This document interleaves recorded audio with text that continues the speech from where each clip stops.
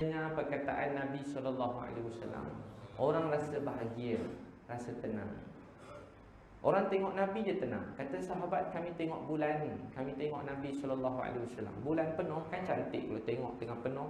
Kami tengok bulan, kami tengok Nabi SAW, kami tengok bulan, kami tengok Nabi SAW. Kami lihat wajah Nabi lebih bercahaya, lebih cantik daripada bulan. Tengok muka Nabi je rasa tenang.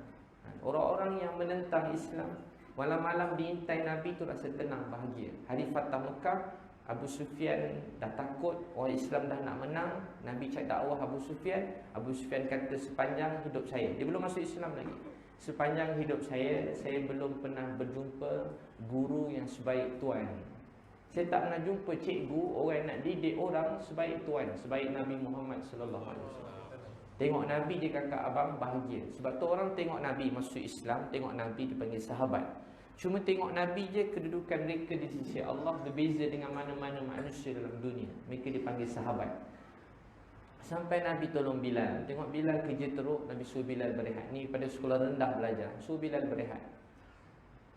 Hari kedua Nabi tengok Bilal penat, suruh Bilal berehat. Lepas hari tengok Bilal, suruh Bilal berehat. Hari seterusnya Bilal masuk Islam. Hari seterusnya,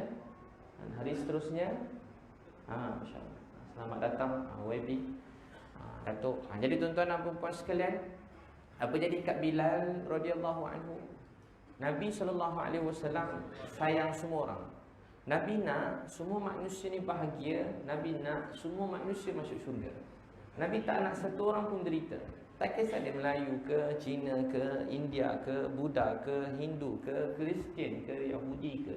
Nabi nak semua manusia bahagia masuk syurga. Itu hati Nabi. Nabi tak peduli siapa orang tu. Hamba Habsyi macam Bilal, belum Islam. Nabi pergi tolong Bilal. Tengok Bilal penat, suruh Bilal berehat. Lepas beberapa hari Bilal masuk Islam. Abang tengok apa jadi kat Bilal lepas masuk Islam. Kan dia kena pukul, dia kena sebat, dia kena jemur. Tapi apa dia kata dekat mulutnya? Kita pada kecil dengar, tak ada satu patah pun tak lain kita belajar. Pada kecil cuba dengar, masyhur beliau kata apa? Ahadun ahad, ahadun ahad. Allah yang Esa, Allah yang Esa. Panas kakak, Allah yang Esa, Allah yang Esa. Satu-satunya dia Tuhan, tiada Tuhan melainkan dia. Dialah Tuhan, tiada Tuhan melainkan dia. Dialah Allah, Tuhan aku, tiada Tuhan melainkan dia. Dialah satu-satunya ahad, Esa, satu-satu, tiada Tuhan melainkan Allah, Esa. Dialah Allah. Itu beliau ulang sepanjang kena dera sebat. Apa tu bahagia? Bahagia tu dekat sini. Bahagia ni bukan sentiasa kita dapat apa yang kita nak.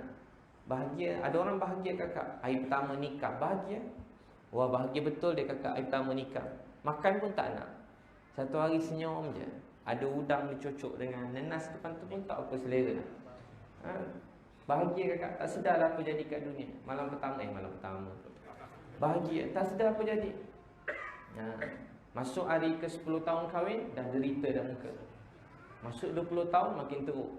Ada makcik datang pejabat saya, umur dekat 70 lebih. Ustaz, kat butik saya, Ustaz, makcik tak bahagia. Hidup makcik derita, makcik tu pun nangis. Ustaz, hati makcik bagai disiat-siat, tak bahagia Ustaz. Anak makcik berapa? 12 orang Ustaz. Abang, 12 anak makcik tu, tak bahagia makcik tadi. Cucu berapa makcik? Cucu ada berapa puluh tau Ustaz, ramai. Ustaz, saya tumpang kat butik, Ustaz tidur boleh tak? Makcik tak nak balik rumah dah. Kenapa Ustaz? Kenapa ni? Suami makcik nak kahwin lain, saya tak nak balik dah lah. Saya nak tidur sini je kan? Jadi abang kakak saya bukan cerita pasal tu. Saya nak beritahu bahagia ni apa? Bahagia tu kat hati. Hari 25 hari bulan bahagia. Terbang hari gaji. Tak berapa jejak bumi, jalan meluncur pada ujung ke ujung. Hari gaji, masuk 18 je muka macam nak meninggal dah. Dah tak bahagia dah. Hari pertama dapat anak, wah cium daripada kepala sampai kaki. Anak masuk 8 tahun, mak rasa ya Allah matilah mak nak. Mak dah tak mau hidup dalam dunia ni. Mati, ngurus engkau je hari, matilah mak nak. Miss call suami, abang saya nak bunuh diri dah. Suami pun dah terkejut, abang saya mati je lah bang. Rupanya ngurus anak dah tak larat dah. Abang kakak tu tak bahagia tu kat mana? Bahagia tu kat sini. Ada duit bahagia, tak kena Allah, tak ada duit pun bahagia. Hari pertama kahwin bahagia, hari ke-1000 pun bahagia. Hari kita sihat bahagia, hari sakit pun bahagia. Hari kita tengah senang lenang bahagia, hari kita diuji pun bahagia. Bahagia tu kat sini.